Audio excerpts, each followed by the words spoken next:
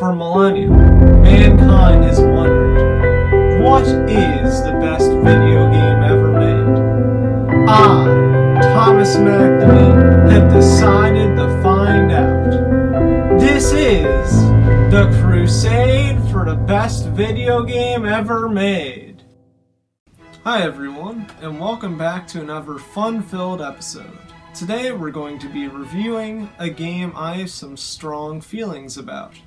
Verdun. Since I've always enjoyed history, when I saw there was a historically accurate World War I game, quite the opposite of a game I like to play, known as Battlefield 1, I couldn't help but buy it. I thought, what could go wrong?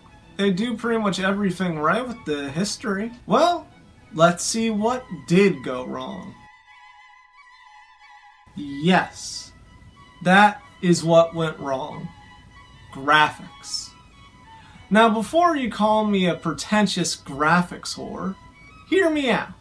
There are two types of bad graphics.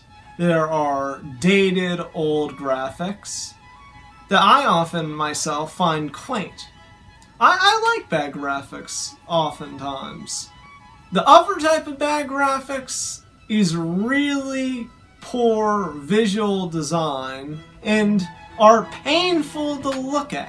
They're the type of game that you want to turn off immediately because they actually hurt your eyes, because the designers of the graphics did not realize that they look that bad.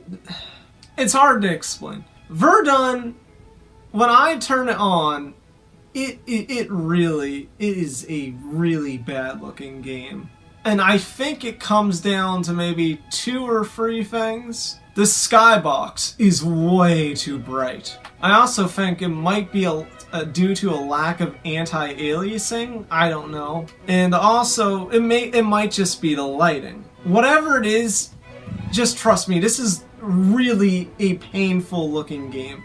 It feels like it's going to give you a headache, and you really just want to stop playing after 5 minutes. I can't play for more than 5 minutes. It's bad. Now here's something they did right. Now in the few instances they have music playing, such as in the menus or the beginning of the game, it feels time period appropriate. It sounds old, and it works quite well. Now the majority of the game you're not going to have any music. Instead you will be hearing the roaring sounds of the battlefield. They did a great job at making this sound like the Western Front. The guns sound powerful and are loud, and that's how guns should sound. The gas, when you deploy a gas attack, sounds like gas. Artillery sounds scary. This is something they did right.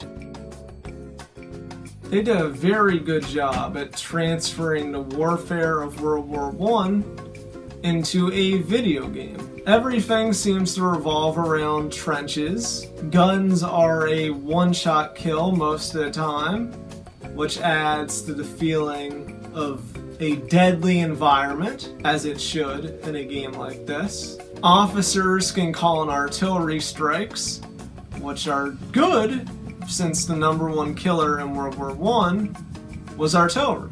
There are gas attacks. The majority of people will have bolt-action rifles and aren't running around with submachine guns, which is good for a game like this. Now, there are a few things I feel like they could have done better. They cut out some historical accuracy in terms of uniforms for the sake of player progression. You could be seeing a German soldier wearing a Stahlhelm before the Stahlhelm was invented. I also think that when you look down iron sights, it would be nice if you had 2 times magnification.